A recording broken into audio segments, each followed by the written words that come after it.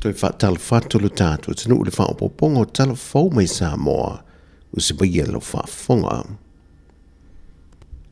Wa whaamaunia le komisina lo fiso le komisio whainga pālota to le fotu ia Felolo John Stanley. Wa mauti noa o le le munumulu te ia le whaatinoa le le o le whainga pālota. E nisi lo whainga luenga na tuuina iai le whaamoe moenga maritali tununga. La tu te munumulu te ia ta ia le whaatinoa le whainga pālota le atunu. O le vea so nei, wa wala a wele whailua inga ma whaatala noa le komisina mata opo wa tua iai lantou. Ma ua tā pae le whaamalon maina o vaenga e tolu, e mafuanga walai o na le mulmulta ia la fua le whaatinonga, o la lātou ngā ruenga wa maea o na fōla sia ta ia la umeala ia o onga. Sau notu ia Felolo, sa amatu le lamta inga ia ilantou a walai tustusinga, to e sea le tolu se fulpasene mai a lātou o launi maua, a toa e ma le tolu, wa tā ofi le launi e le tutongia ma e le toi taliaina, e a vea o se tangata whaipālota i le anga i atu le lumanai. O tua inga na fuai le tele o whaam te langa ma reporti sa tua i haile ofisa o le komisi o whainga pālota. A mila i le sauli komisi, koe ngā mela ngai ku Tasesa Lam Sam. Le lau mai le sa. Le fe malo le susu pawa. Ya le mai mesa.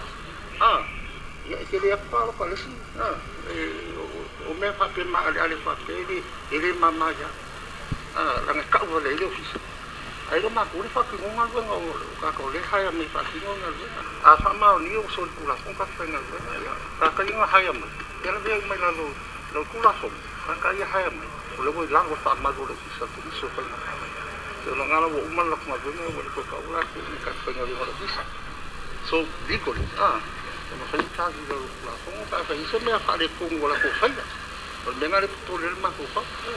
To le fotu ia Felolo John Stanley o le komisina o le official komisio whainga pālota. O le whionga sui pāle mia le whionga ia tu e lupe ma o i Aotearoa po mulinu ko on semo. O lo te ia le au malanga Sāmoa le phone tanga lo na valu se fulu o malo au whaatasi New York ne vai aso le nei. E lima so le phone tanga whaabao malo. Maulo malanga whaatasi ma le whaauru lungo ma tanga luengo le waa i whafo. Le tina ia pestano mea simi ma le suyo lo fisa siri o le tanga luenga ia Miriama Pithe malia lenga oi. E tasi le vai aso le phone tanga ma le a awai e lo ma le suyo Sāmoa malo o whaatasi. Le tō whae a whatu manawa o polo le tolu, Dr. Pa o le leiru teru. O le whontanga e whaatala noa i mata opu tau i winga maa ale ale o le tau, ai po le a fōi ni a wale visoa soni mangaru re whaatasea tunu o le laulangi, e mo whai o na tani atuai i a whianga maa ale ale. Sa whaatulmulia le whalitel maa lo le tau mesina le whaai ungo le vaiason te nei, e le whaamana tuina leo le 5 sanga, talu o na tūtō tasi mai le malo Papua New Guinea, mai pūlenga le malo au Italia. E le aso se fulma leo no se te mai le a feiva se lau fitu se fulma le 5. O le whaamoe moe sa tau la moe le lata i le toa se lau tanga tānu o Papua New Guinea o lo alalam pa ma ao pe ngā rulue foi i Sāmoa. Mai o se tasi o wala au lia o le hai komisino o Papua New Guinea, o Sakia Stameo, na malanga alo ia mai i le whaamoe moe, le na ia whaai loa le telo lu i tau sa whea ngai malamalo Papua New Guinea, e na wasa o loto mai pūlenga au Italia. Peitai e le i whaavai vai eita ngā tānu u le atina ino le atunu. Le o tele ai matatia o mwhai o na ausia, ma ua whaatupula i foi malona tamau a inga. Na ia whailoa e tu fo le president o le asosia Papua New Guinea Samoa, Morgan te kera, le na i sau noa e te lele sao tangata Samoa, i le whauru whali nā to le tala le lei tu tonu Papua New Guinea, ma e le i whaingo fie, o ne se lia ma le valu se launga ngana SS i te tonu le atunu. Peitai, e le a vea mai tū na whaavai vai ei tangata Samoa na malanga atu i Papua, i le telo tausanga umawai. O le whionga le sui pāre mea i ato e lupe po mulinuko o ne semo, sa vea masui le malo na momoli atuai le wha malo ia i lantou sa a wai le sauninga. A mi se lawai tangata nuu o le malo Papua New Guinea sa a wai i le wha moe moe.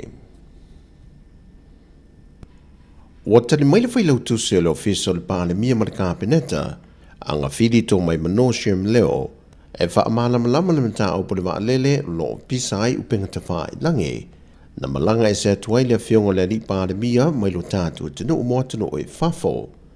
Wha iloa le pepo wha amtalanga mai le ofisa le pāle mia, o le awa uli o le aso sā aso lusa fumalitasu se te malua fe lusa fumalima, na tuoi le atunu e le whionga le pāle mia, la au le male tōpula te vau le o te fose Schmidt, mo le atunu o New Zealand i le whaati nongo tōn fitinga whaafoma i mō mia.